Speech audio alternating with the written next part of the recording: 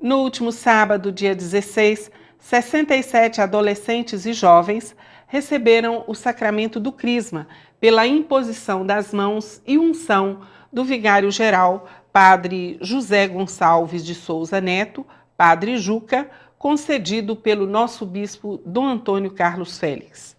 A celebração começou às 7 horas da noite na Igreja Matriz e teve a presença dos adolescentes e jovens das comunidades da Matriz, Santa Paula, São José e Santo Antônio, de Pontal.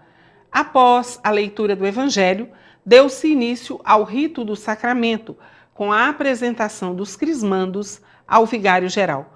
E logo após, teve a homilia do padre, que ressaltou que, se quisermos ser discípulos de Jesus, devemos guardar a sua palavra e viver plenamente o Evangelho, deixando o Espírito Santo fazer em nós sua morada.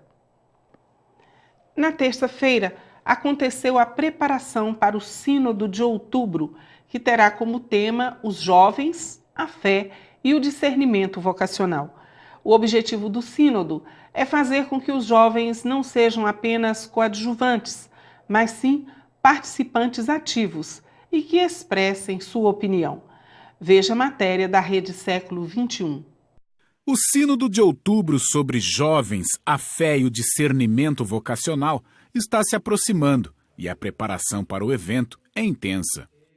O objetivo deste sínodo é fazer com que os jovens não sejam apenas o tópico, mas também participantes ativos que expressem sua opinião. Isso ficou óbvio na reunião pré-sinodal com 300 jovens em Roma, realizada em março deste ano.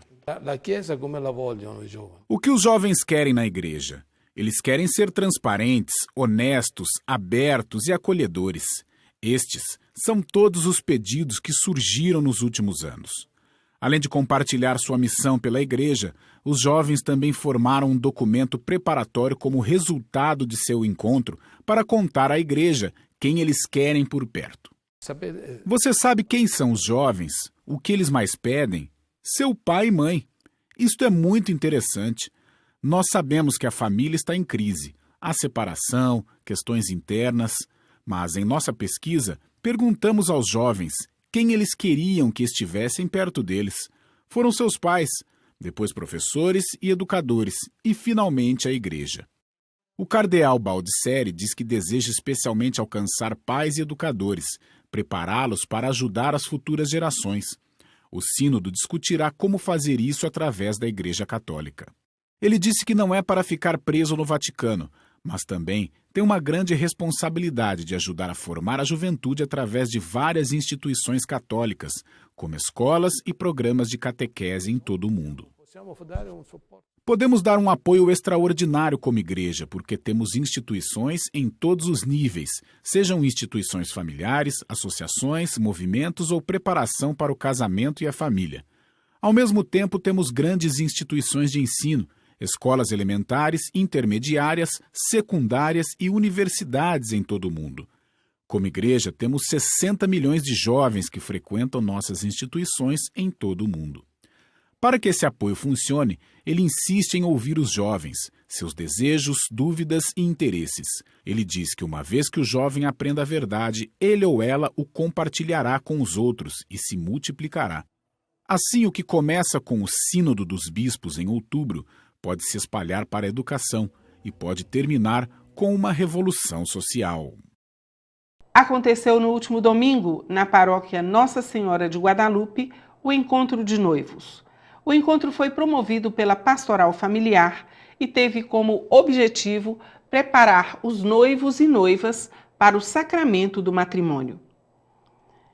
Na última terça-feira, o Papa Francisco celebrou missa na capela da Casa Santa Marta, no Vaticano. A homilia foi sobre o perdão, a oração e o amor por quem quer nos destruir. Veja a VT da Rede Século XXI. Ci farà bene oggi pensare a un nemico. Credo che tutti noi ne abbiamo qualcuno.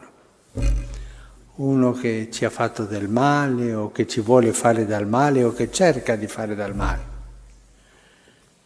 Ah, questo.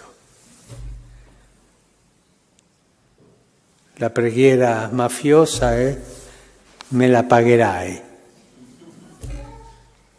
La preghiera cristiana è Signore,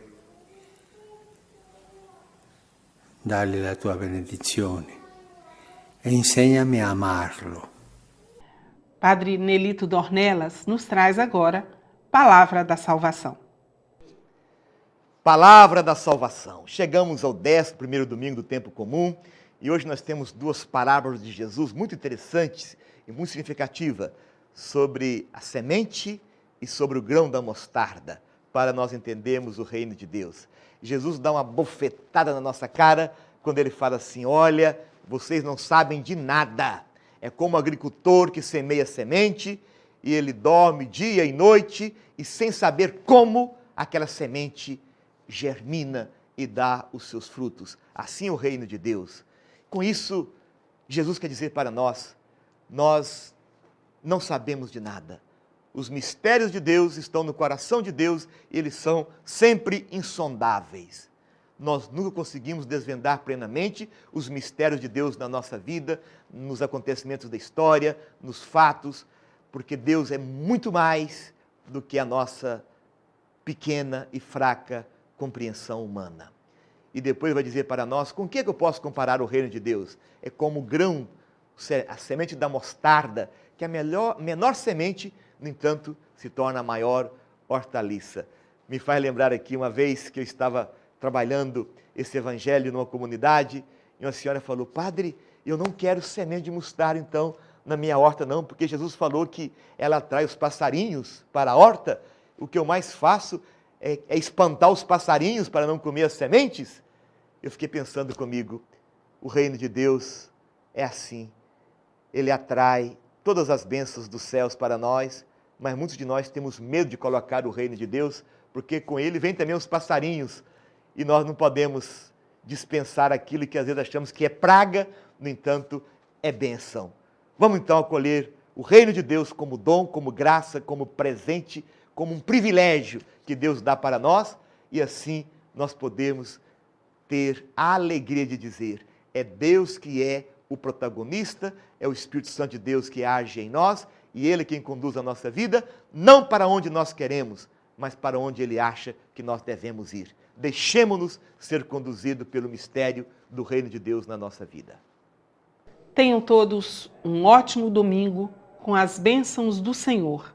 Até o nosso próximo programa, se Deus quiser.